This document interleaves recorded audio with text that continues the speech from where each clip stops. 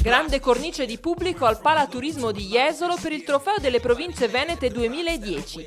Nonostante la grande capienza dell'impianto, genitori, amici e tifosi delle 16 squadre non hanno fatto mancare la propria presenza ed il loro incitamento nella kermesse giovanile a carattere regionale più importante dell'anno. È la manifestazione più importante del Veneto per il settore giovanile.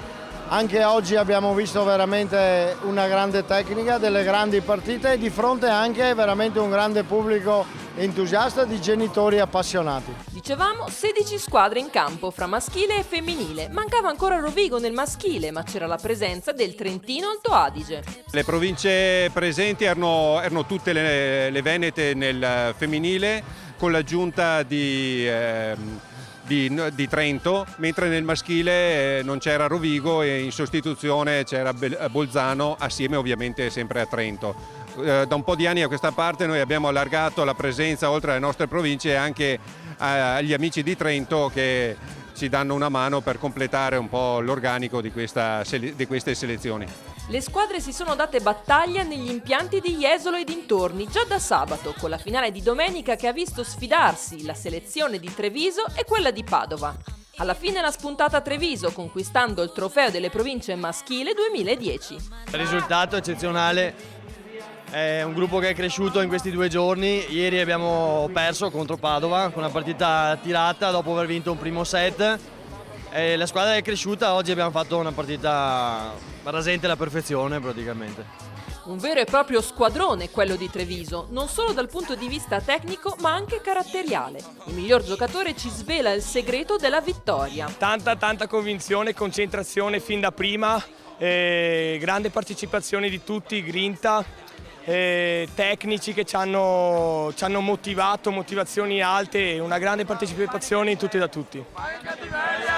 Le motivazioni in una finale del Trofeo delle Province sono nettamente superiori rispetto al campionato provinciale o regionale. È stata una bella esperienza innanzitutto e il campionato provinciale è un campionato dove le squadre forti regnano sovranamente, ma qua c'era da lottare, 2 errori, 3 potevano far perdere la partita e far perdere un set.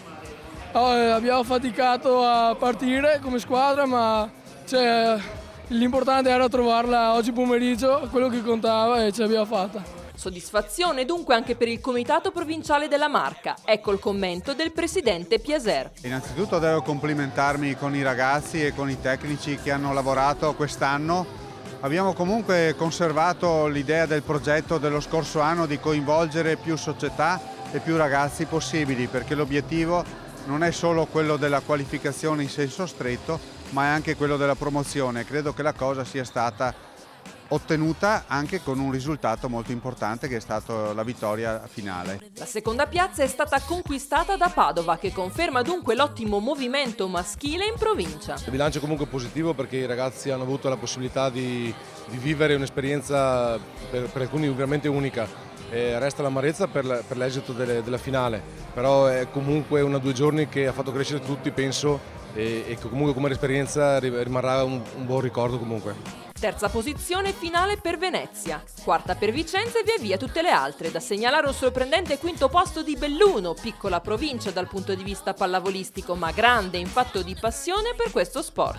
Anche nelle vallate di montagna succede qualcosa, perché ad Agordo abbiamo una formazione che sta facendo pallavolo, quindi è da ammirare tantissimo, e non dimenticherei il Cadore, addirittura il Comelico, qui siamo quasi in Austria. E hanno una squadra under 14 maschile, per noi è importantissimo, insomma, non vanno solo a sciare, giocano anche a pallavolo. Non dimentichiamoci che il Trofeo delle Province è un appuntamento di rilievo per il settore arbitrale veneto. Anche per quanto riguarda i fischietti si è sconfinato al di fuori della regione. Quest'anno siamo riusciti a fare un certo tipo di lavoro con il Friuli Venezia Giulia, con il Trentino, con la Lombardia e anche con l'Emilia Romagna. Per esempio qui, oltre ai nostri arbitri veneti, abbiamo avuto la fortuna di ospitare 2 arbitri provenienti dal Trentino, un arbitro proveniente da Bolzano e un arbitro in rappresentanza dell'Emilia Romagna. Questo per dare un attimino senso a quello che è il lavoro nostro di cercare collaborazione al fine di